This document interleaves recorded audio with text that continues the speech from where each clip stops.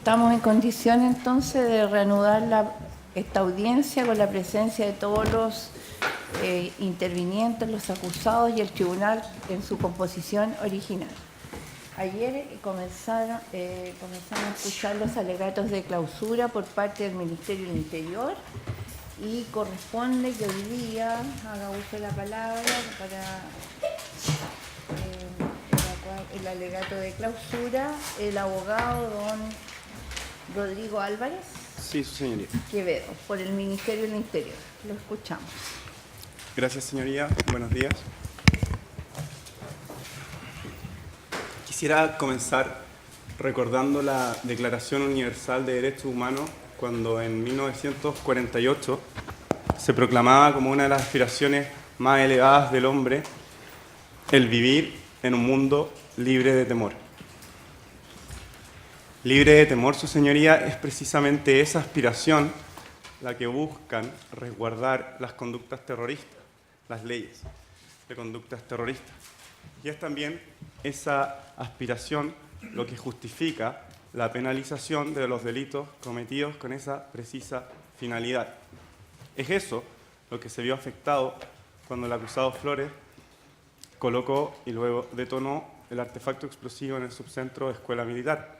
También fue eso lo que ocurrió cuando lo hizo junto a Natalie Casanova en el metro de línea 1 con la posterior detonación en el vagón en la estación de Los Dominicos. Ello también ocurrió de igual manera cuando se colocó el artefacto explosivo en el centro de Santiago, fuera de la primera comisaría por el acusado Flores, previa a lo menos facilitación de los otros dos acusados. Me espera un segundo que tengo un problema con el equipo. Se me apagó. Me falta la contraseña. ¿Me lo inicia de nuevo?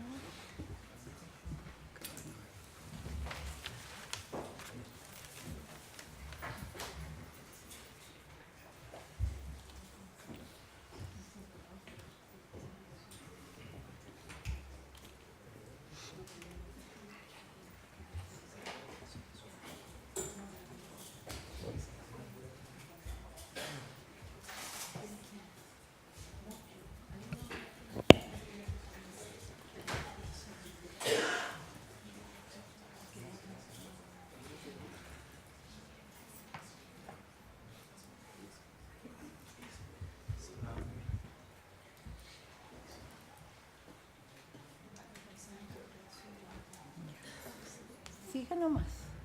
Sí. Gracias. Bueno, entonces, estos tres hechos han sido calificados por el Ministerio Público en su acusación como delitos terroristas y también en la adhesión del Ministerio del Interior y Seguridad Pública. Ya se han referido quienes me han precedido en extenso sobre la participación en estos delitos, por lo que adherimos y compartimos que hay elementos de prueba suficientes para tenerlas por acreditado. Ahora me corresponde, en lo que a este interviniente atañe, referirme a la calificación jurídica como delito terrorista.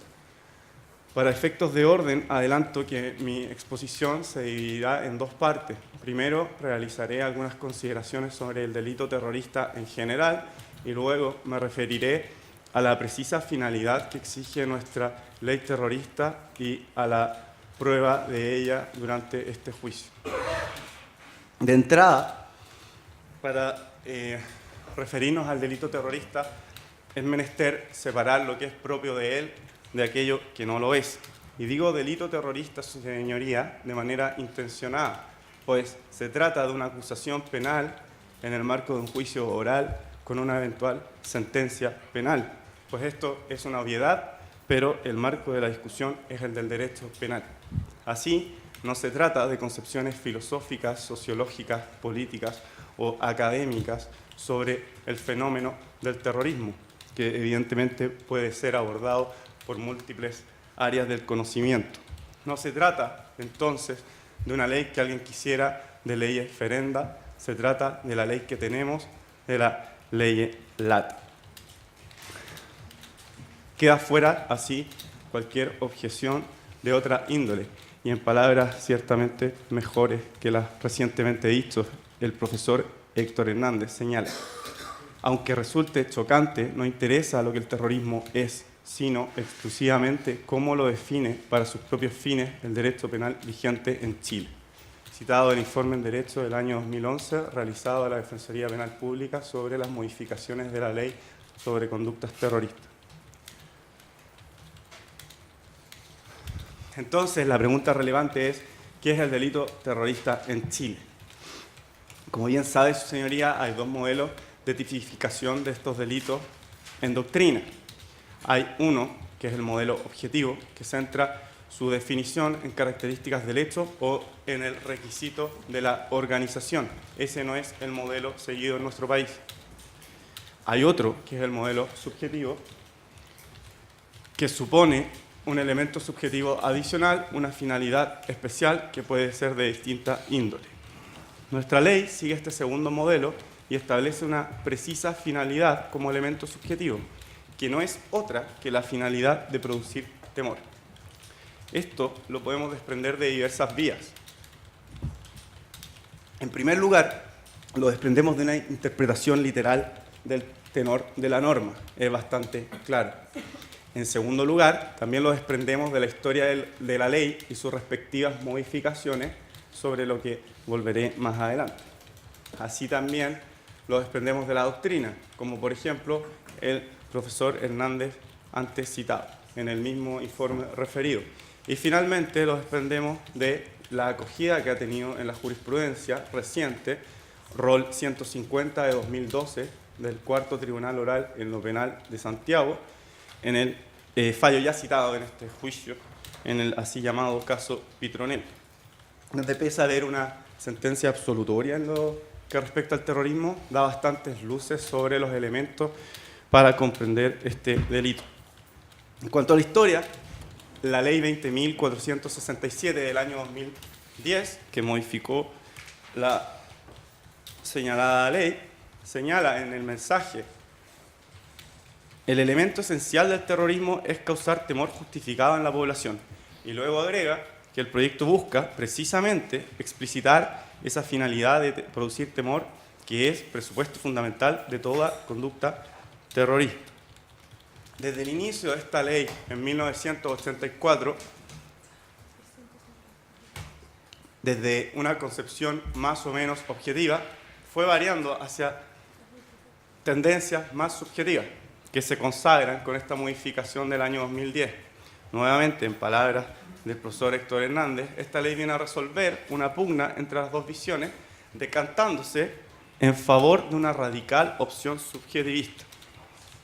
En todo caso, señoría, esto ya se observaba muchos años antes, en el año 1991, en la ley 19.027, donde ya entonces se señalaba en el mensaje presidencial de don Patricio Aylwin que lo que caracteriza a la conducta terrorista es atentar contra la vida, la integridad física, la libertad de las personas, por medios que produzcan o puedan producir un daño indiscriminado, con el objeto de causar temor a una parte o a toda la población.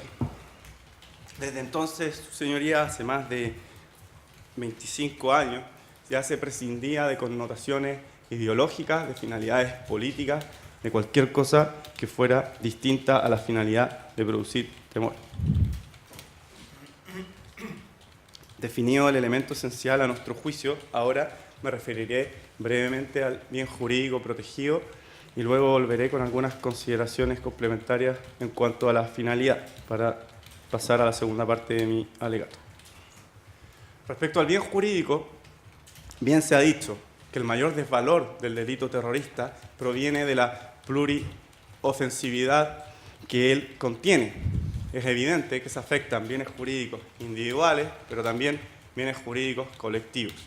Hay discusión en doctrina sobre cuál es el preciso bien jurídico colectivo que se afecta o pone en peligro. Nosotros creemos, a nuestro juicio, que el bien jurídico colectivo afectado es el de la paz pública. Y es precisamente esa aspiración elevada del ser humano de vivir en un mundo libre de temor. Esto es señalado por el muy contemporáneo penalista italiano Francesco Viganò, quien señala: la finalidad de intimidar a la población es la más representativa finalidad del modus operandi terrorista. Y luego agrega que esta consagración en diversos instrumentos internacionales parece funcional a la tutela de un verdadero derecho fundamental, a menudo dejado de lado por los instrumentos internacionales, pero que es mencionado por el preámbulo de la Declaración Universal de Derechos del Hombre, citado de la lucha contra el terrorismo de matriz islámica a través del derecho penal, la experiencia italiana. Así, su señoría, como comenzamos recordando, la Declaración Universal desde 1948 resguarda esta aspiración, que también fue ratificada en la Convención Interamericana de Derechos Humanos, americana, Pacto San José de Costa Rica de 1969.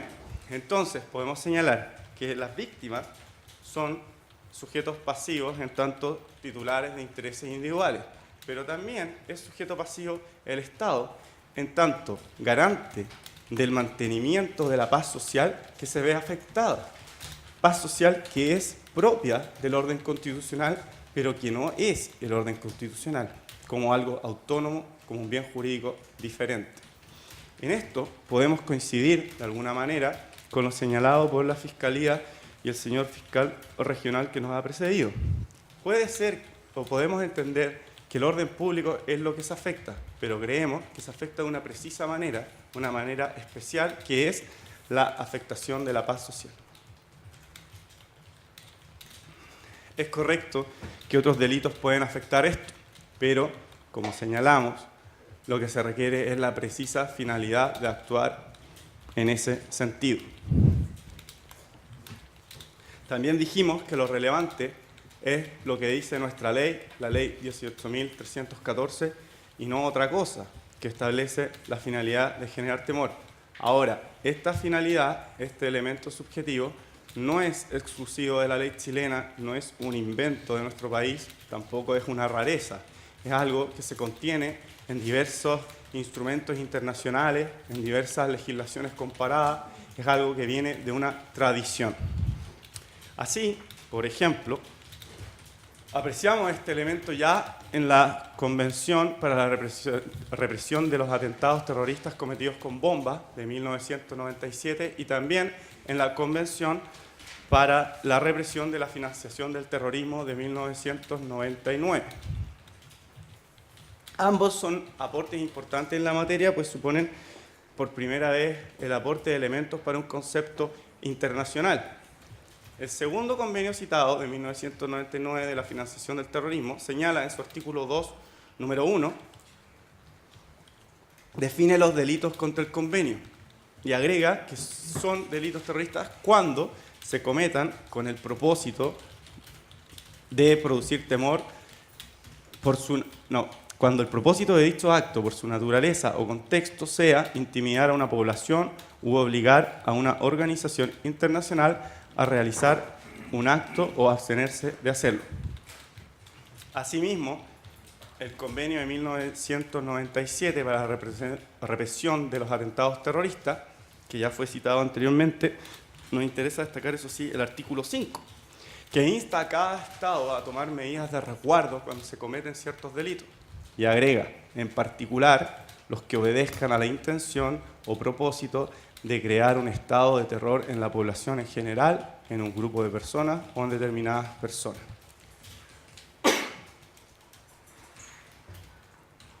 En este mismo sentido también se ha pronunciado el relator especial de la Corte Interamericana de Derechos Humanos, Martin Schein, en su informe 10 esferas para las mejores prácticas en la lucha contra el terrorismo.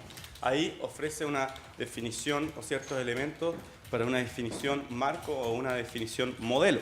Señala que se entienden como delitos terroristas y enumera ciertas conductas y luego, en el número 2, dice cuando la acción se intenta o se lleva a cabo con la intención de provocar un estado de terror entre la población en general o partes de ella.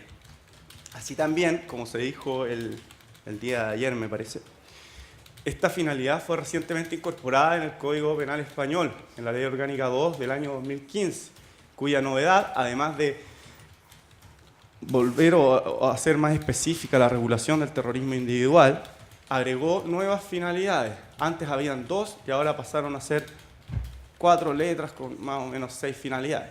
Pero lo relevante se agregó como finalidad, además, o sea, diferente, en la letra D de dicho nuevo artículo, provocar un estado de terror en la población.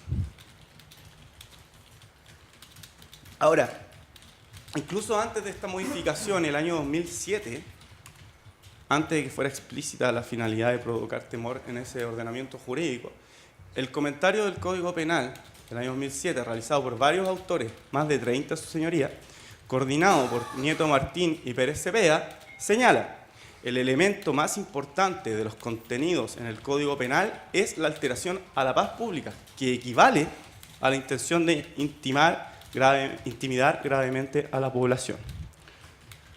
Por último, esta finalidad, o una finalidad similar a la consagrada, como dijimos, en la ley chilena, se establece en diversos países: México, Canadá, Perú, Bolivia, Argentina, recientemente España, entre otros. Lo que intentamos decir, su señoría, es que esta finalidad no implica fines políticos, no implica una intención de atacar al orden constitucional o al Estado, como se ha señalado.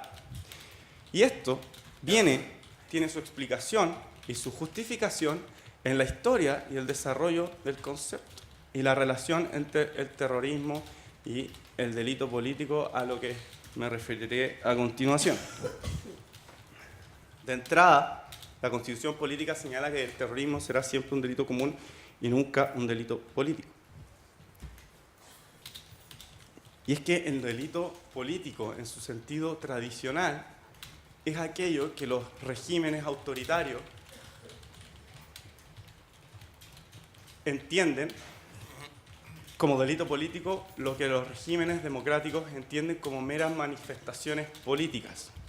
Por eso, lo que se persigue en los regímenes autoritarios es objeto de tutela y asilo en los regímenes democráticos. Por eso también los regímenes autoritarios no pueden diferenciar entre un delito político y el terrorismo. Son ciegos a esta distinción porque ambos son perseguidos, ambos son disidentes. Eso no ocurre en un sistema democrático.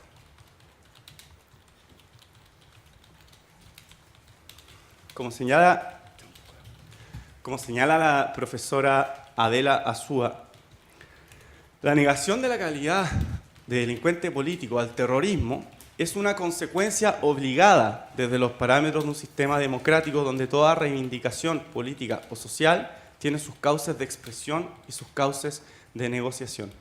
Citado del concepto jurídico de terrorismo y elementos subjetivos de Adela Azúa.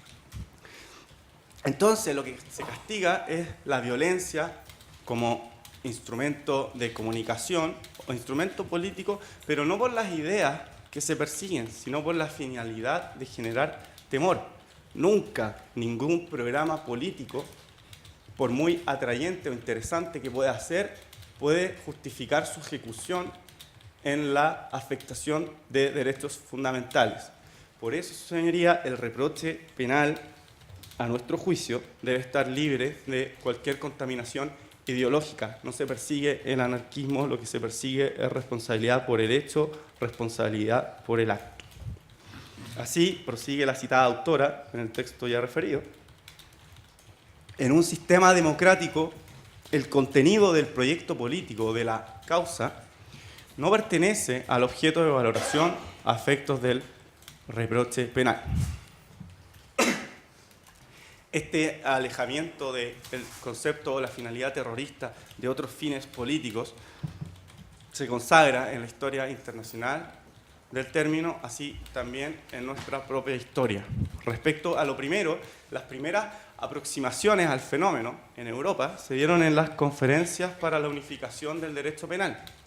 En la tercera conferencia, su señoría, el año 1930, en Bruselas, se definía el delito terrorista como aquel cometido con motivos por móviles políticos o sociales. Pero luego, de inmediato, al año siguiente, en la cuarta conferencia realizada en París en 1931, se alejaba al terrorismo de dicho concepto y se señalaba que en realidad el móvil era la finalidad de producir temor, aterrorizar a la población, exactamente su señalidad.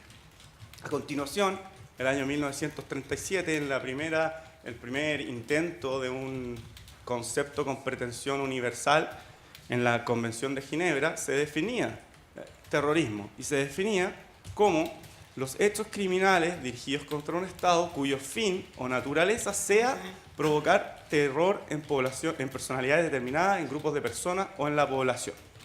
Siguió así este proceso de despolitización en los años 90 con la consagración ya en convenios aún vigentes en Chile e internacionales como los ya citados de 1997 y 1999. De este modo, su señoría, lo que consagra la ley 18.314 es precisamente eso. Y de ahí que la finalidad exigida sea aquella y no otra cosa.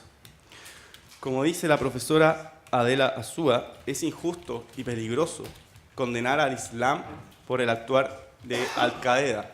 Podemos decir también, su señoría, que sería injusto y peligroso condenar al anarquismo por sujetos que colocan artefactos explosivos. Sobre todo, por ejemplo, habiendo autores del todo respetables como Noam Chomsky, que se definen como anarquistas, pero luego rechazan y señalan que esas conductas violentas no son lo que él entiende como anarquismo. Por eso también, en 1978, en el Parlamento español, en la discusión parlamentaria, se dijo una frase que parece muy precisa. Dice: ni siquiera la pretensión de modificar el orden democrático puede prohibirse, mientras no se rebase la palabra o el escrito. Así, su señoría, concluye Adela Azúa. Constatada la finalidad de alterar la paz pública, que como señalamos se entendía como finalidad de generar temor, no es necesario indagar sobre la pretensión de subvertir el orden constitucional, lo cual ha sido bien recibido por la doctrina porque supone la eliminación de connotaciones políticas. Ahora, respecto a lo segundo que señalamos, que esto también es propio de nuestra tradición, vemos que esto se consagra en la reforma constitucional de 1989, que derogó el artículo 8 y modificó el artículo 9. En la historia de la ley 20.050, que reformó la Constitución el año 2005, se plasma la opinión respecto a la reforma de 1989 del profesor Antonio Bascuñán, quien señala: la reforma de 1989 tuvo por finalidad cambiar ese sentido por otro de carácter universal y políticamente neutro. La nueva disposición fue concebida como una restricción aplicable a cualquier ideología política exigido por un sistema democrático y pluralista. Bueno, creemos que después de esta quizás algo larga exposición, podemos concluir y definir que el elemento esencial del terrorismo es la finalidad de generar temor y no otra cosa. Ahora, esto no implica, de esto no se deduce, que cualquier cosa sea terrorismo. Evidentemente, no debemos caer en caricaturas. Las protestas, el vandalismo, no son terrorismo. Tampoco lo es un violador en serie, una barra enardecida, una banda de narcotraficantes o incluso de milicias privadas.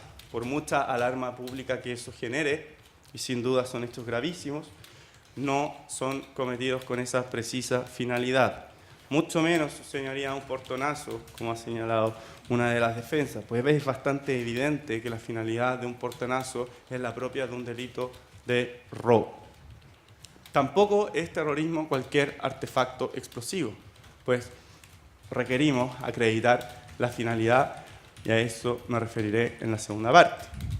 Pues una bomba, por más o menos intensidad que tenga, si es colocada para abrir una bóveda y obtener un robo, la finalidad es ella y no generar temor. Ahora,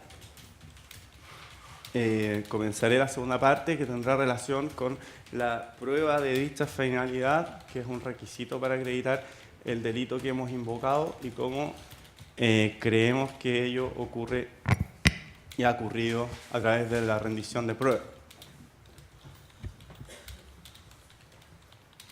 Bueno, como se ha señalado, el temor realmente provocado no es un requisito, sino solo la finalidad. La ley también establece algunos criterios de concreción, siendo para este caso relevantes los dos primeros. Respecto a la prueba de esto, podemos comenzar señalando que hay hechos externos y hechos internos o psicológicos. Los hechos externos son aquellos que pueden ser objetos de percepción sensible, mientras que los hechos internos o psicológicos son las finalidades, motivos o intenciones. El elemento subjetivo del delito terrorista nos lleva o se centra en lo que llamamos hechos internos, pero así también, bueno, que evidentemente deben probarse, pero así también en ellos se inserta el dolo, que también se prueba en cualquier delito doloso. Esto nos deja en un problema evidente, que es la acreditación de un hecho que no es posible observar a través de la percepción directa. Un estado mental no es algo que exista con independencia del sujeto. Entonces, hay por ello un reconocimiento muy generalizado que la vía para conocer estos hechos y para acreditarlos es la prueba indiciaria. Doctrina y jurisprudencia han creado una serie de indicadores tipo, por ejemplo, para probar los hechos internos en distintos delitos. Por ejemplo, la posesión de una balanza para acreditar el dolo de traficar, la ubicación de las lesiones para distinguir entre el dolo de matar o de lesionar, el precio bajo de una cosa y la clandestinidad de la compraventa en una receptación, etc. Evidentemente, su señoría, estos no son parámetros obligatorios, sino herramientas útiles para la prueba y resolución de un caso. Sobre la prueba indiciaria, si es que tuviera sentido la distinción entre prueba directa e indirecta, pues hay buenas razones para sostener que toda la prueba es indiciaria, pero independiente de eso, si es que alguna distinción hay, no viene del valor probatorio, pues el valor probatorio es idéntico. Esto tiene una gran acogida y además ha sido señalada por la excelentísima Corte Suprema en el rol 1414 de 2009, donde, citando al Tribunal Supremo Español, señala: la prueba indiciaria no es prueba más insegura que la directa ni subsidiaria, es prueba al menos tan garantista como la prueba directa y probablemente más por el plus de motivación que exige. Este razonamiento se plasma en diversos fallos de la excelentísima Corte, su señoría. Pero además de eso, la excelentísima Corte ha señalado que la prueba de elementos subjetivos debe recurrir a la prueba indiciaria, que hemos dicho tiene el mismo valor. Así, en el rol 1179 del año 2013, señala: la falta de prueba directa acerca de un concreto estado de la conciencia o de la voluntad lleva a la denominada prueba de indicios, para a través de unos datos exteriores completamente acreditados, inferir la realidad de este estado de espíritu del autor de la infracción penal. Así, su señoría, la doctrina también ha ido creando criterios para poder tener por acreditados estos hechos internos. Principalmente son criterios que desarrollan las máximas de la experiencia o que se crean a propósito de ello, y hay algunos que creemos pueden ser útiles o son útiles, más bien a nuestro juicio, para la acreditación de la finalidad terrorista. En primer lugar, es de utilidad la propuesta del profesor Ramón Reyes. Este profesor, en su libro El dolo y su prueba en el proceso penal, señala que hay dos teorías de prueba de los elementos subjetivos. Una teoría subjetiva o descriptiva, que señala que la actividad probatoria de un hecho interno es el descubrimiento de un estado mental. Se debe uno entrometer en la cabeza del autor y conocer qué es lo que estaba pensando. Y encontramos las teorías normativas o adscriptivas que señalan que en realidad la prueba de la intención se imputa, no se descubre, sino que se atribuye. Dado lo señalado ya, que un estado mental es completamente subjetivo, puedo conocer mi estado mental, pero no el de otra persona, menos un estado mental ajeno y pasado, las teorías normativas o adscriptivas han primado y las subjetivas han sido abandonadas. Esto ha sido también acogido por nuestra jurisprudencia, en específico sobre el delito terrorista, en el ya citado caso Pitronello. En la sentencia del cuarto tribunal sigue esta distinción del profesor Ramón Rayés y termina señalando: nuestra legislación sobre delitos terroristas opta por una perspectiva normativa. Entonces, coincidiendo nosotros con ello, dado que tenemos que imputar o atribuir la finalidad, tenemos que recurrir a circunstancias externas para poder lograr dicho cometido. Así, proponemos como útiles 5 criterios extraídos de la propuesta de este autor. El primer criterio, señoría, es el de conocimientos mínimos. Puede ser en sentido estricto o en sentido amplio. Los conocimientos mínimos en sentido estricto son aquellos propios de cualquier sujeto imputable. Por ejemplo, cualquier sujeto imputable sabe que disparar un arma de fuego puede provocar la muerte. El segundo, el conocimiento en sentido amplio, son aquellos imputables a un sujeto normalmente socializado en la cultura o sociedad que lo juzga. Por ejemplo, todo chileno sabe que la castración es un delito, no así en otras culturas. Ahora, ¿cómo aplicamos este criterio a la prueba rendida en el juicio? Conforme a las reglas máximas de la experiencia. Podemos decir que todo sujeto sabe, en tanto imputable, que un artefacto explosivo puede provocar temor. También sabemos, señoría, que todo sujeto socializado en Chile, y en particular en Santiago, señoría, sabe lo que implica el metro, sabe que es el eje estructural del transporte público en Santiago, el transporte público de más relevancia. También sabe lo que es el subcentro, que no es solo un recinto comercial, es un lugar de paso hacia el transporte público, es un lugar que permite cruzar Vespucio, que es una avenida bastante difícil de cruzar por la superficie, y además es un lugar que permanece abierto los días sábados o domingos, pese a que los locales comerciales están cerrados. Tiene otra función distinta a la única función de comercio.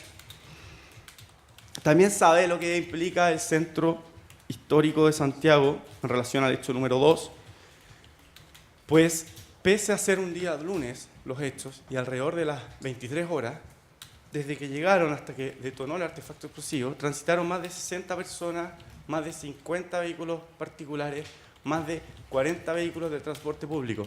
Eso, señoría, no ocurriría un día lunes a las 23 horas en un barrio residencial, pero el lugar escogido fue otro, donde pasa mucha gente, y eso lo sabe cualquier sujeto chileno, sobre todo una persona de Santiago. Entonces, les podemos atribuir todo lo que se ha señalado y lo que ello implica. Ellos sabían que a esa hora, en esos lugares, mucha gente transitaba. Sabiendo eso, contando con ello, actuaron con la intención de buscar aquello.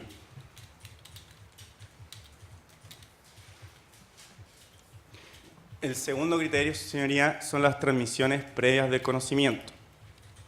Podemos decir que si un sujeto adquiere un conocimiento, luego, en un momento posterior, lo sigue teniendo. Por ejemplo, y este ejemplo es de Ramón Rayés, si un sujeto se le informa que es portador del virus VIH positivo, luego, meses después, podemos atribuirle que sigue sabiendo que es portador de VIH, a menos que se pudiera acreditar el olvido. Entonces, en este caso, conforme a las transmisiones previas de conocimiento, podemos señalar, en primer lugar, el hecho es una sucesión de artefactos explosivos. Son 3 colocaciones y una cuarta de contexto. En particular, respecto al acusado Flores, que se le imputa y creemos se ha acreditado participación en los 3 hechos, podemos decir que él sabía lo que ocurrió en el hecho 1 al cometer el hecho 2, también sabía lo que ocurrió en el hecho 1 y en el hecho 2 al cometer el hecho 3. Lo mismo respecto a la acusada Casanova, que al facilitar el artefacto explosivo en el hecho 2, también sabía lo que había ocurrido en el hecho 1.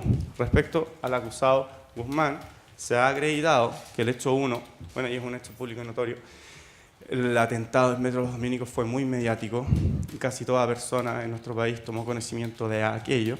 Además, se ha acreditado que tenía una relación de amistad con los otros dos acusados, por lo que también podemos concluir que él tenía conocimiento del hecho 1 al cometer el hecho 2. En base a eso, podemos concluir y atribuir a nuestro juicio que sabían el poder lesivo del hecho anterior, su repercusión mediática, el miedo que podía generar, y pese a eso volvieron a actuar. Es decir, no solo contaron con eso, sino que tuvieron la intención de buscar nuevamente eso.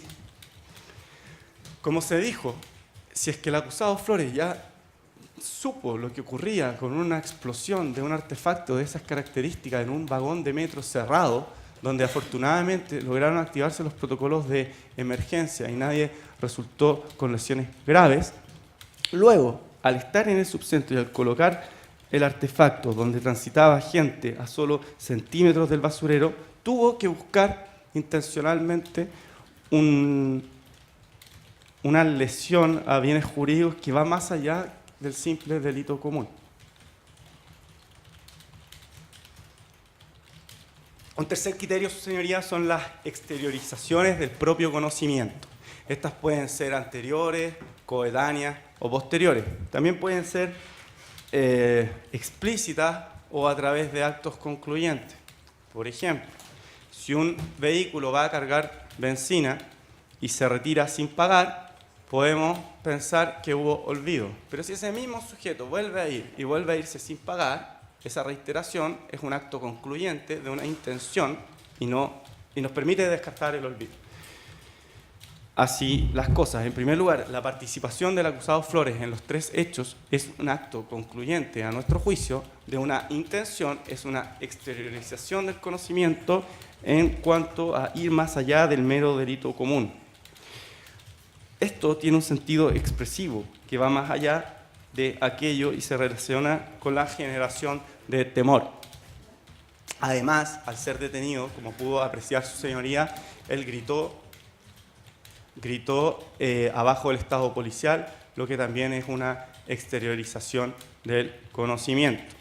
Y finalmente, los tres acusados tenían elementos para la fabricación de artefactos explosivos de similares características a los usados en este caso, 4 atentados. Lo que, bueno, además de la pólvora del hecho 4, lo que es indicativo de un ánimo de colocación por sí solo. Finalmente, en cuarto lugar, otro criterio aplicable a nuestro juicio son las características personales del autor. Por ejemplo, para determinar si hay negligencia o hay intención en una declaración tributaria falsa, puede ser del todo relevante que el sujeto declarante sea una persona experta en derecho tributario o en un contador o algo parecido. Las características del autor nos permiten también atribuir intención. Como dijimos, los pensamientos no se persiguen, pero sí pueden ser relevantes. Que dos personas se odien es penalmente irrelevante, pero luego, si uno comete homicidio respecto al otro, puede ser importante para ver si hubo, por ejemplo, premeditación.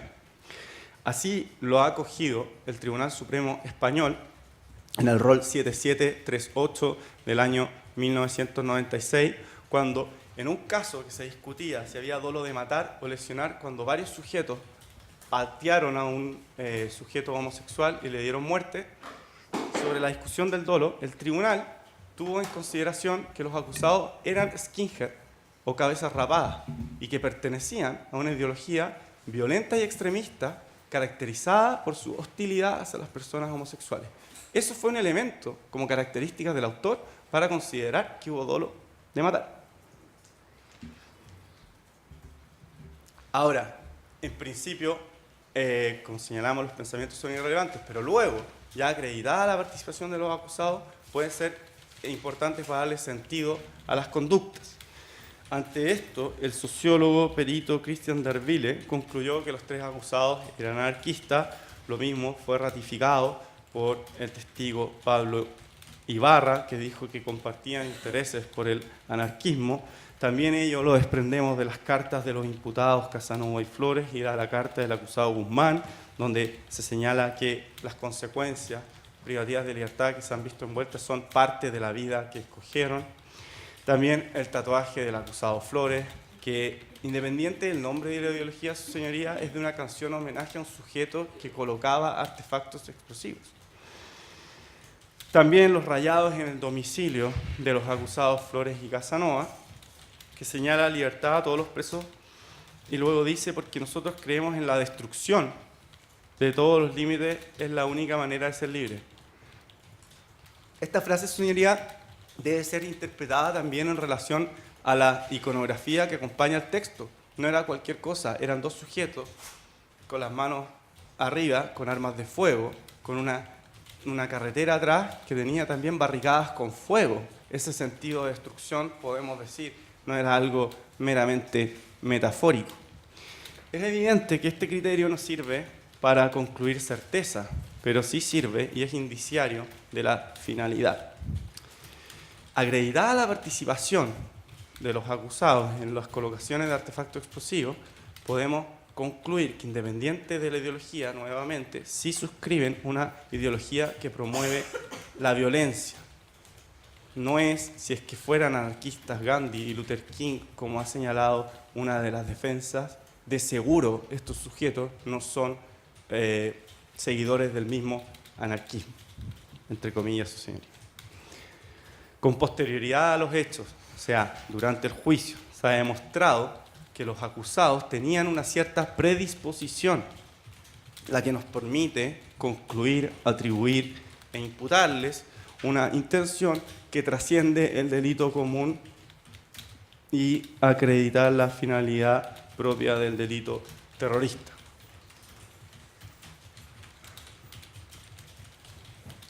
El último elemento, señoría, es el conocimiento situacional. Esto quiere decir que es necesario que el autor haya estado en posición, haya tenido conocimiento de la situación en la que actuaba. Para esto, se distingue respecto al conocimiento situacional en 2 situaciones. La conducta especialmente apta para producir un resultado lesivo y las conductas en principio neutras. Por ejemplo, una conducta especialmente apta es disparar un arma a la cabeza de un sujeto. Es especialmente apto para producir la muerte. Así se requiere saber que el arma es un arma de fuego, que dispara, y saber que en el trayecto posible del disparo hay un sujeto. Con eso se puede imputar el dolo. En cambio, por ejemplo, una conducta neutra puede ser que un auto se desvíe de la vía y atropelle a alguien. Eso podría haber sido un accidente. En principio es una conducta neutra respecto al resultado lesivo. Bueno, aclaro que los ejemplos solo tienen la finalidad de poder señalar lo que realmente quiero señalar. Así, respecto a las conductas neutras, debemos recurrir a un criterio adicional para poder señalar que son aptas para cierto resultado. Por ejemplo, la exteriorización de la intención, que ya me referí. Un segundo criterio es la captación de la proximidad del resultado lesivo. Por ejemplo, si un sujeto patea en el suelo a una víctima, puede ser neutro respecto a la muerte. Pero si la víctima empieza a sangrar, empieza a convulsionar y el sujeto la sigue golpeando, capta la proximidad del resultado de muerte inminente. Y eso permite, si lo sigue golpeando, acreditar e imputar el dolo de matar. Transforma la conducta en principio neutra en una conducta apta.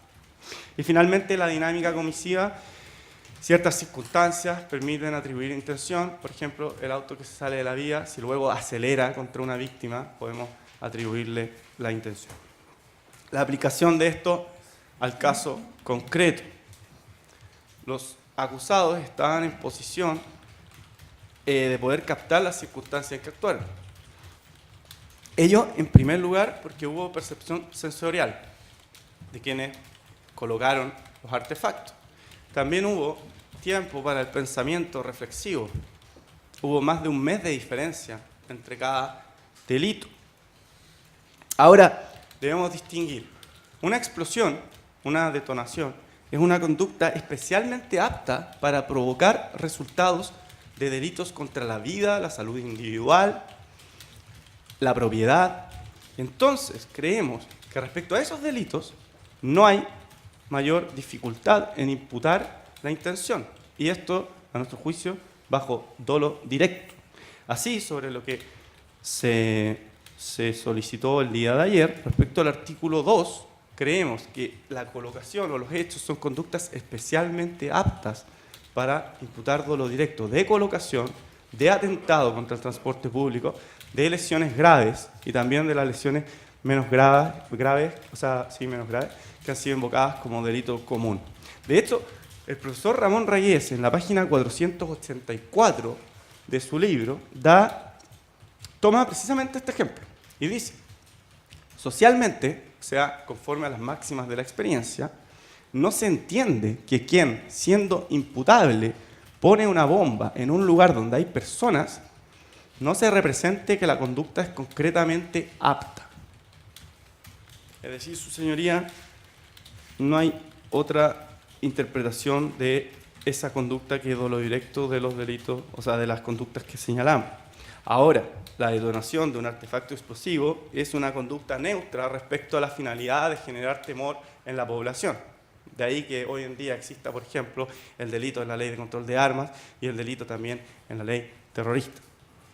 Entonces debemos recurrir a otro criterio para poder señalar que la conducta deja de ser neutra respecto a la señalada finalidad.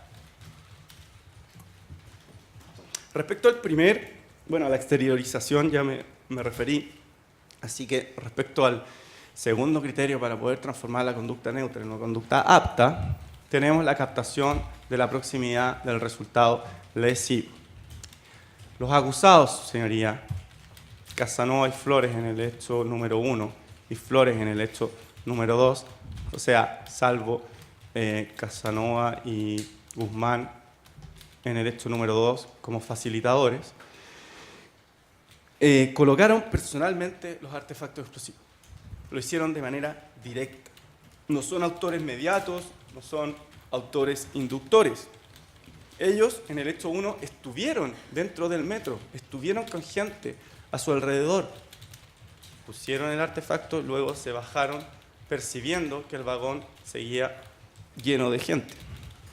Captaron la posibilidad cierta y real de generar temor y actuaron, no solo contando con ello, sino que con la intención de lograr aquello. En el hecho número 2 también se acreditó que mientras estuvieron ciertos minutos en el paradero y luego colocaron el artefacto, mucha gente, vehículos particulares y vehículos de transporte público pasaron por el lugar. Luego podemos atribuir e imputar que percibieron aquello, contaron con ello y actuaron con la precisa finalidad de algo más que el mero delito común. Lo mismo con el hecho número 3, su señoría, cuando el acusado Flores estuvo sentado a solo metros de las víctimas de la posterior detonación. Ahora, el último elemento, a nuestro juicio el más relevante, es la dinámica comisiva. La dinámica comisiva, que no es otra cosa que la naturaleza y efectos del medio empleado, nos permite concluir que los acusados han actuado con una intención que trasciende el delito común, que instrumentaliza el delito común y que es la precisa finalidad de provocar temor en la población o parte de ella. En primer lugar, a nuestro juicio, la dinámica de los hechos da cuenta de un componente simbólico o comunicativo particular. No es lo mismo colocar un artefacto explosivo para robar un cajero automático, el saqueo de una farmacia, la quema de un Transantiago en el contexto de una marcha. No es lo mismo porque obedecen a otra intención y porque simbólicamente no son lo mismo. Los lugares escogidos no solo implican una planificación, sino que fueron elegidos por lo que ellos significan. Y en esto coincido con lo señalado por el señor fiscal regional, es muy relevante las adjudicaciones de las conspiraciones que cuenta el sociólogo Cristian Darville. Células de fuego, conspiración por la venganza. Porque pese a que haya más o menos vinculación con los acusados, lo relevante es que ellos se adjudicaron los hechos. ¿Y por qué se adjudicaron los hechos? Porque, su señoría, estas conspiraciones no se adjudican un portonazo, no se adjudican un robo con intimidación o un homicidio en una riña. Se adjudican lo que les interesa, y lo que les interesa es el componente simbólico que implican ciertos delitos. Delitos que no son delitos comunes, delitos que son conductas terroristas. En segundo lugar, su señoría, la dinámica comisiva da cuenta de la búsqueda de intimidación masiva. Más allá de la afectación de bienes jurídicos individuales, se buscaba la mayor fuerza posible, la mayor intimidación, de ahí que se haya elegido el transporte público, el subcentro, que es un lugar de tránsito hacia el transporte público, y el centro de Santiago en las afueras de una comisaría. Por eso, de alguna manera, o sea, pese que hay dolo directo, pero de alguna manera, o más bien dolo alternativo quizás, le era indiferente lesionar a más o menos personas, dar muerte a más o menos personas. Esa indiferencia supone que la verdadera intención era la intimidación masiva. En esto, bueno, por eso también estos delitos pueden provocar mucha más conmoción e impacto. Unas lesiones en un delito terrorista generan mucho más impacto que incluso muertes en otro contexto. Por ejemplo, las muertes generadas en un accidente o en una pelea. Este delito genera mucho más impacto también, que eso se sabe, se busca. Se busca la intimidación masiva. Al ser tres hechos también, su señoría, podemos atribuir e imputar una estrategia comunicativa, una táctica de comunicación. Se buscaba precisamente eso. En tercer lugar, su señoría, la dinámica comisiva da cuenta de la búsqueda de publicidad. En esto, como dice la profesora Mirna Villegas, cito, la diferencia entre un terrorista y un ladrón es que mientras el ladrón no quiere que se sepa lo que hace, el terrorista busca la difusión de sus actos, siendo esta la razón de la espectacularidad que muchas veces adquieren los mismos. Citado del informe en Derecho de la mencionada profesora sobre la aplicación de la ley terrorista al caso Pitronelo, realizado el año 2013 para la Defensoría Penal Pública.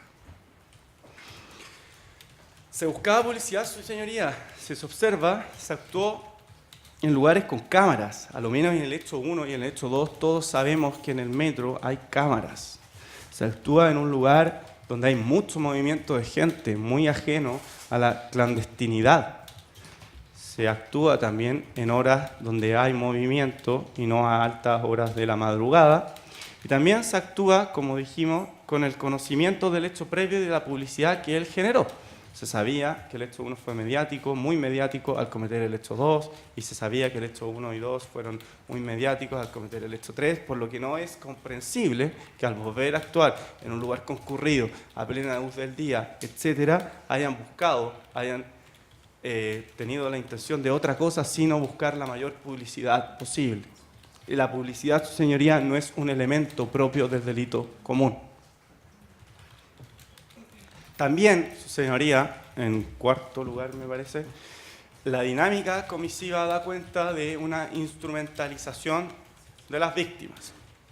Esto es otro elemento que nos permite diferenciar las conductas terroristas de los delitos comunes. La muerte se usa como un medio para lograr la intimidación. En ese sentido, les es indiferente quién sea la víctima. Son víctimas aleatorias, víctimas indiscriminadas, cualquiera pudo ser víctima. El ser humano se convierte, su señoría, en un bien fungible. Se reduce su condición de sujeto y se lo usa como un objeto de un mensaje de coacción. El delito común es un medio para lograr la finalidad de generar temor. Los tres hechos dan cuenta de una instrumentalización de las víctimas. Ya dijimos en el hecho número 1, afortunadamente por la activación de los protocolos, no hubo lesionados graves. Sí hubo lesionados menos graves, que fueron todos funcionarios de Metro, y eso no es casualidad, eso da cuenta de la anterior evacuación. En el hecho 2, ya señalamos, transcurrió muchas personas, muchos vehículos. Y en el hecho número 3, su señoría, no solo hubo múltiples víctimas, 23, sino que aquí quiero destacar lo que dijo el fiscal que me ha precedido en el uso de la palabra, el señor fiscal Orellana, cuando señaló que se vieron afectadas hombres y mujeres, jóvenes y personas mayores, personas de distintas clases sociales, estudiantes y trabajadores, casados y divorciados, etc. Él dijo, se afectó un abanico amplio de personas. Entonces, señoría, lo que se afectó fue una muestra representativa de lo que es la sociedad. El acusado estuvo presente ahí, vio que personas de toda clase, de todo tipo, miembros ciudadanos de nuestra sociedad, podían verse lesionados. Y pese a ello, actuó con esa precisa intención buscando aquello. Además, no es menor el traslado del artefacto explosivo artesanal durante varias comunas de Santiago, durante largo recorrido, con la eventual explosión del artefacto en cualquier lugar. Eso supone una indiferencia ante la vida humana, una instrumentalización de las personas. Lo último que creo se puede desprender de la dinámica comisiva o de la naturaleza y efectos del medio es que estamos ante una reiteración de detonaciones. Y esto, señoría, es relevante, porque parte de la doctrina que exige o que justifica la necesidad de una organización para cometer estos delitos, que como dijimos, no es lo que se exige en nuestra ley, pero la doctrina justifica la organización en un eventual peligro de reiteración. Que haya una estructura organizada supone una amenaza de que vuelvan a actuar. Y en este caso, señoría, no es necesario que hablemos de un peligro de reiteración. No es necesario que hablemos de una amenaza de volver a actuar. Ellos volvieron a actuar. Hubo reiteración en el hecho concreto. En suma, y para concluir, su señoría, creemos que la dinámica comisiva, conforme a los términos expuestos, da cuenta, permite atribuir una intención, una finalidad que va más allá del delito común y que transforma estos hechos en delitos terroristas.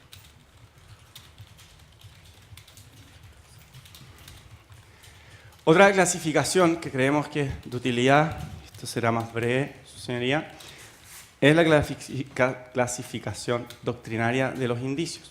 En particular, me refiero a la clasificación del autor François Gorpe en su libro La apreciación judicial de las pruebas. Él distingue entre indicios de, por ejemplo, capacidad comisiva, participación, presencia en el sitio del suceso, móvil o motivo, mala justificación, etc.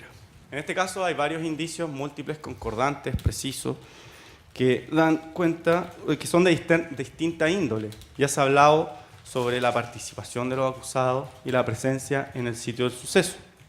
Ahora me gustaría destacar lo relacionado a la capacidad comisiva y a los indicios de actitud sospechosa. Respecto a la capacidad comisiva, es decir, los imputados tenían la capacidad de cometer los delitos que se les imputa, tenemos el hecho número 4, que independiente de ser un hecho diverso y un hecho acreditado a nuestro juicio, supone, es indicativo de capacidad de los imputados de cometer los otros 3 delitos. Es un indicio de capacidad comisiva. También lo es los diversos elementos encontrados en los domicilios para la confección de artefactos explosivos. Sobre todo lo encontrado en el domicilio del acusado Guzmán Amadeo, que en el fondo era prácticamente un artefacto explosivo desarmado. Esto ocurre con los 3 hechos también entre sí. Acreditada la participación del acusado Flores en un hecho, hay un indicio de capacidad comisiva respecto al otro hecho. Así ocurre también con la acusada Casanova, que son los 2 acusados a los que se le imputa la comisión de más de un delito. También es relevante, su señoría, que se ha acreditado la similitud, en este caso, de los 4 artefactos explosivos, similitudes que van más allá de las meras semejanzas, que son similitudes bastante relevantes, que llegan próximas a la identidad. De estos hechos indicativos probados podemos obtener una conclusión, que es: los tres acusados tenían la capacidad comisiva de cometer el delito que se les imputa. Respecto al segundo tipo de indicios que me gustaría destacar, son los indicios de actitud sospechosa. Los movimientos de la tarjeta VIP del acusado Flores por sí solos dan cuenta de una situación sospechosa. En el hecho número 1 hay un movimiento desde alrededor de 10:15 hasta las 22:33, un día domingo, donde el comercio está cerrado, donde no hay ningún antecedente de justificación laboral. Se mueve en un trayecto bastante largo para luego volver de inmediatamente. Respecto al hecho 3, ocurre algo similar. Hay un largo trayecto para dirigirse al subcentro Escuela Militar y luego abandonar el lugar solo minutos después de haber llegado. Por otro lado, tenemos la detención de los imputados, que da cuenta que la acusada Casanova intentó huir, y también lo que el acusado Flores señaló respecto al estado policial, que también es una frase que pudimos leer de la fotografía en el domicilio de su madre. Finalmente, hay un indicio por sí solo de actitud sospechosa en la conversación que tuvieron los acusados junto a otras personas, donde en una plaza se les oyó decir: al fiscal no se le hará fácil, y los pacos de civil. Por último, también hay indicios de móvil o motivos respecto a la finalidad terrorista. Podemos decir que ellos tenían móviles para cometer estos delitos, pero eso me remito a lo que yo señalé respecto a las características personales del autor.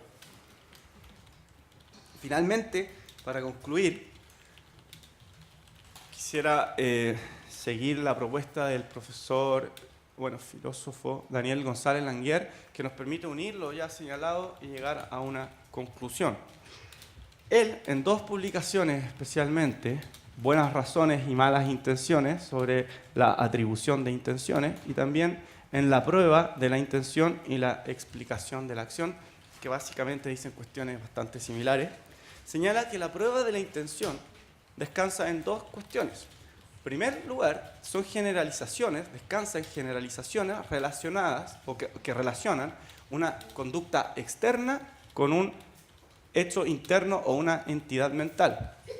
Y luego señala que estas generalizaciones son complementadas por una presunción de racionalidad de la gente.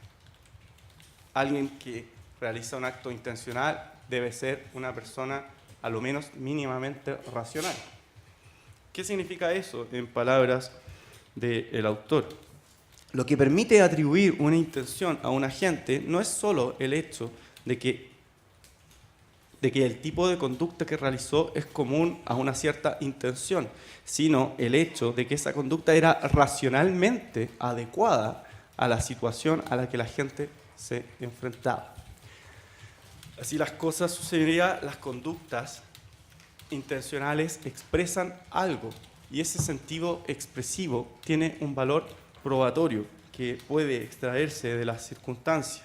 Así el autor propone que todo sujeto racional, como señalaba, actúa a lo menos mínimamente racional. ¿Y qué es esto? Y él extrae el principio de racionalidad mínima, conforme al cual un agente actúa intencionalmente si realiza la acción que cree más adecuada para lograr el fin que persigue. Entonces, su señoría, la acción es instrumental a un fin, y es el fin o la razón de la acción que le da sentido a esta. Dado que nos encontramos ante un delito de carácter terrorista, debemos señalar que hubo esa precisa finalidad y no otra. En este caso, son dos finalidades: el dolo del delito común más la finalidad de producir temor. Entonces, lo que debemos señalar es, además, que no hubo solo dolo de provocar daños, no hubo solo dolo de lesionar o matar. Conforme a lo señalado respecto a la dinámica comisiva, podemos concluir Y además, adhiriendo a lo que se dijo ayer por el Ministerio Público, en este sentido, podemos descartar que hubo solo intención de daños. En ese caso, el artefacto explosivo, el sentido expresivo de la conducta daría cuenta de otras cuestiones. Obedecería a otros presupuestos. Se habría actuado, por ejemplo, de noche, en otro lugar, en un edificio de alto valor patrimonial, en horarios o lugares de poca concurrencia de gente. Y eso fue radicalmente opuesto a lo que ocurrió. También podemos descartar la mera intención de lesionar o matar. En esto coincidimos con lo señalado, con que si ese hubiera sido el fin, el acusado, los acusados habrían elegido medios menos estragosos, habrían evitado ser vistos, habrían evitado la publicidad. Por ejemplo, podrían haber actuado en cualquier avenida concurrida si la intención era buscar personas, pero esa no era la intención, no fue así.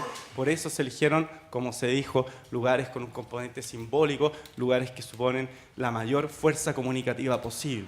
Por eso se actuó con la intención de generar temor. Así las cosas, en base al mencionado principio de racionalidad mínima, podemos concluir que los acusados, en tanto agentes racionales, realizaron lo que creían más adecuado a sus fines. Su fin, creemos, se ha acreditado, era generar temor. Eso es lo que expresa su conducta. Ahora la pregunta es, ¿cómo podemos señalar que los imputados creían que estos actos eran adecuados para su finalidad? ¿Por qué señalamos que ellos creían que eran adecuados para su fin?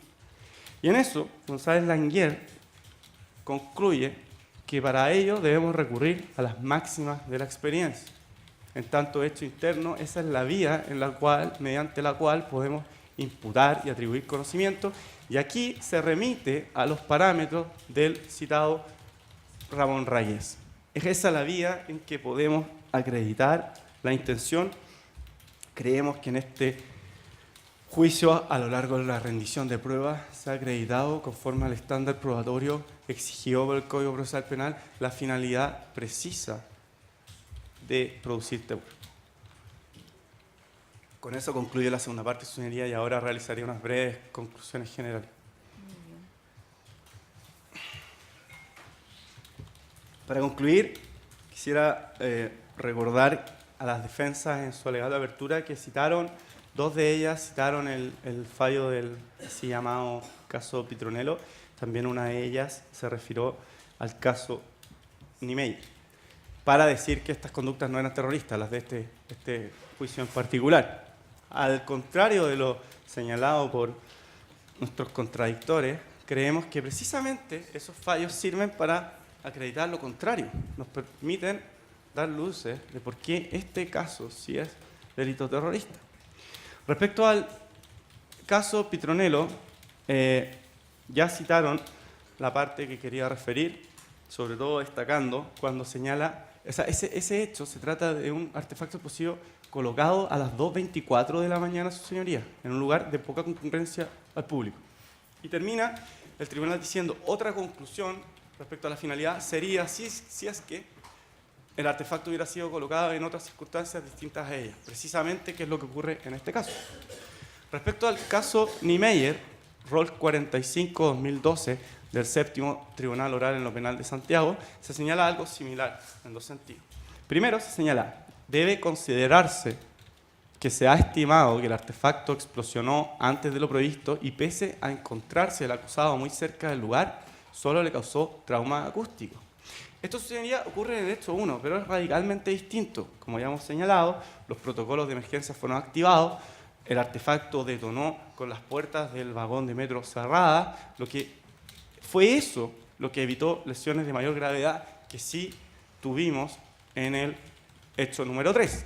Además, el hecho número 2 implica la colocación de un artefacto lleno de esquirlas para aumentar su potencial lesivo. Luego, el fallo del caso Niemeyer agrega, por último, no es menor la consideración que el artefacto se haya instalado a un costado de un muro en una sucursal cuyo acceso está ubicado a varios metros de distancia de la vereda y en la que no había servicio de cajero automático. O sea, nuevamente, señoría, lo que está diciendo el tribunal, a nuestro juicio, es que es un lugar de poca concurrencia de público, de difícil presencia de personas, también colocado en un horario de poca concurrencia. Y finalmente, el así llamado caso Bombas, rol 138 de 2011, del Tercer Tribunal Oral en lo Penal de Santiago, dice algo similar. Dice, señoría, los lugares escogidos tampoco pueden ser considerados como fundamento para estimar la intención de provocar temor en un grupo de la población, porque estos no representan por sí mismos o en conjunto alguna representatividad de la población. Ahora, bueno, además de ser evidente que en estos lugares ocurre precisamente lo contrario, yo me pregunto, ¿qué más representativo de la población que el eje estructural del transporte público? ¿Qué más representativo que el subcentro a la hora de almuerzo con víctimas representativas de la población? La naturaleza y efectos del medio empleado en este caso son radicalmente opuestos a los otros tres casos. Y es precisamente eso lo que refuerza su calidad de delito terrorista. Finalmente, señoría, estos hechos produjeron diversas y múltiples consecuencias. En primer lugar, produjeron el temor de las víctimas afectadas y de ello dieron cuenta en sus declaraciones ante su señoría. También produjeron intimidación masiva, pese a que, como hemos dicho, eso no es un requisito, sino solo actuar con esa finalidad. En esto me remito a lo señalado por quien me ha antecedido, como por ejemplo la encuesta de Imaginación, la publicación en Le Monde Diplomatique, y lo que no es menor, el aumento exponencial de las denuncias por objetos sospechosos. ¿Qué quiere decir eso? Es una muestra fehaciente de que los ciudadanos, al ver una mochila que antes no provocaba una denuncia, ahora, debido a la preocupación, debido al temor, denuncian. En esto queremos recordar también el voto de minoría del caso Petronelo, que en relación al lugar hace una observación incluso antes, más de un año antes que ocurran estos hechos, respecto a precisamente el temor y lo que ocurriría con una detonación en el metro. En este fallo dice, voto de minoría, que el temor no debe ser tal que implique, por ejemplo, el cierre de un local comercial. No es ese el temor que requiere la ley. Y señala, como queda de manifiesto, por ejemplo, si se analiza lo que acaecería con una explosión en una estación de metro, con resultados de daños y lesiones, donde las personas, a pesar de la ocurrencia de estos perniciosos hechos y del conocimiento que tengan de ellos y del temor que les pueda causar la explosión a otro suceso similar, seguirán utilizando dicho medio de transporte. Esta situación puntual no puede, bajo ninguna perspectiva, desvirtuar la existencia del temor como elemento típico de un acto que pueda ser calificado como terrorista. Su señoría, eso también es otro elemento de especial gravedad de los lugares escogidos. El transporte público para muchos es la única vía que tienen para llegar a su trabajo. Eso ocurre en el hecho 1 y también ocurre en el hecho 2, porque no es solo un lugar comercial, su señoría, para alguien que vive ahí es la única vía de llegar al metro. Para concluir, estos hechos también provocaron otras consecuencias que van más allá del delito común. Consecuencias públicas y notorias, consecuencias que se han observado en los medios de comunicación. Por ejemplo, provocó estos hechos que el gobierno de Estados Unidos, en la página oficial del Departamento de Estado, donde uno puede consultar los países a los cuales quiere viajar, respecto a Chile, se señale que pese a ser un lugar generalmente tranquilo, grupos anarquistas habían puesto explosivos en estaciones de metro. Este hecho también generó como consecuencia que nuestro país, Chile, en el índice mundial de terrorismo global realizado por el Instituto para la Economía y la Paz, pasara del lugar 56 al lugar 46, siendo el número 1 el país con más delitos terroristas. Entre los hechos incorporados como delitos terroristas del año 2014 están los 3 hechos que fundan la presente acusación. También hay consecuencias que son perceptibles para, independiente que han sido acreditadas en el juicio, son perceptibles para cualquiera que se suba al metro. Ya no hay basureros en los andenes, los basureros que quedan tienen bolsas plásticas. Todos estos efectos son efectos no propios de un delito común, no propios de un delito de daños, de lesiones, ciertamente propios de un delito terrorista. Conforme a lo expuesto, la finalidad que exige la ley 18.314 es la finalidad de producir temor y no otra cosa. Creemos que hay elementos de juicio suficientes para tener por acreditada la concurrencia de esta finalidad en los hechos número 1, número 2 y número 3. Y finalizo, su señoría, recordando el día martes al señor fiscal Orellana, que preguntaba ¿cuántas coincidencias puede tolerar la razón para mantenernos en el azar? Y creemos una posible respuesta para el derecho penal debe ser hasta que se logre fundar una duda razonable.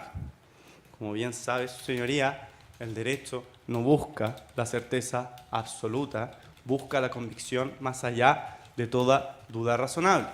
Y una duda razonable no es cualquier duda posible. No toda duda posible es una duda razonable.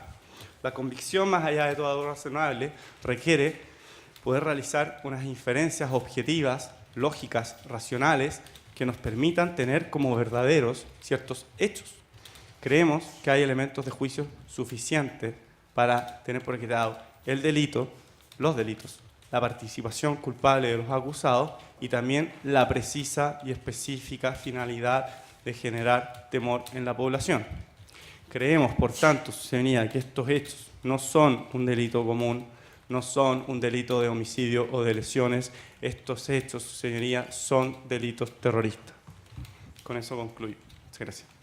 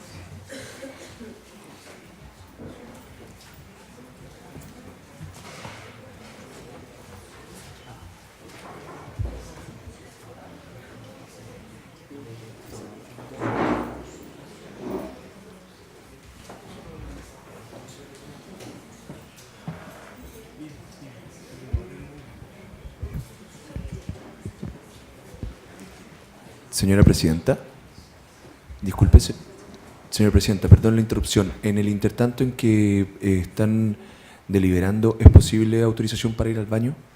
Gracias.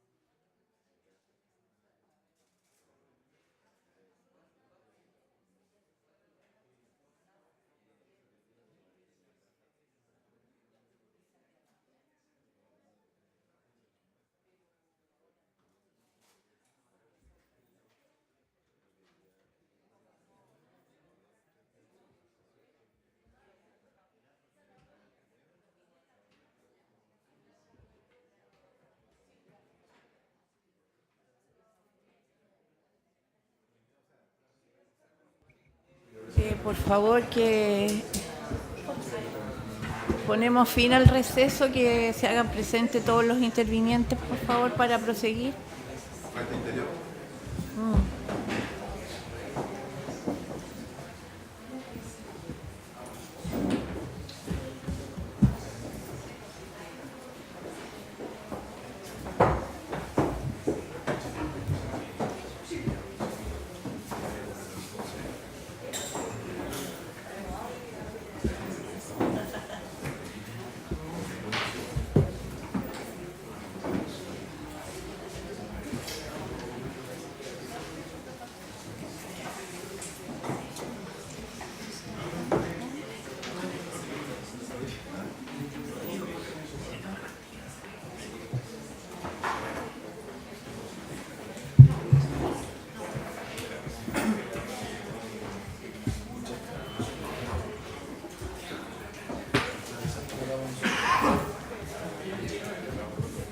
Ya.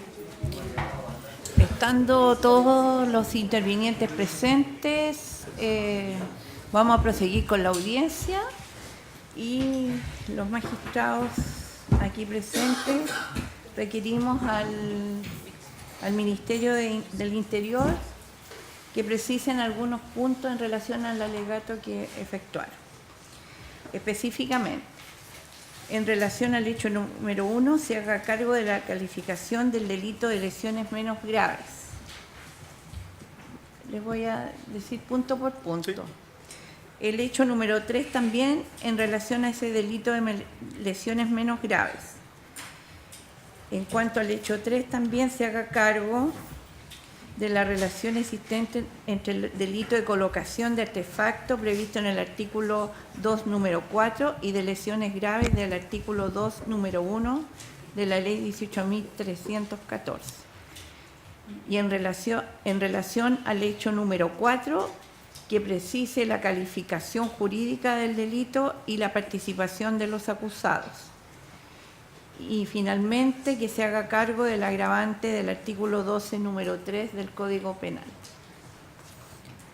Ustedes me dicen quién va a hacerse cargo. Sí. ¿Sería posible, su señoría, un pequeño receso para poder ordenar las ideas?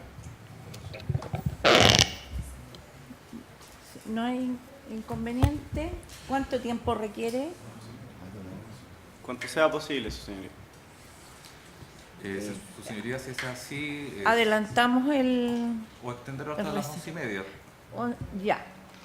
Vamos a hacer el receso entonces hasta las 11:30 para que los representantes del Ministerio del Interior puedan responder a las consultas efectuadas por el tribunal.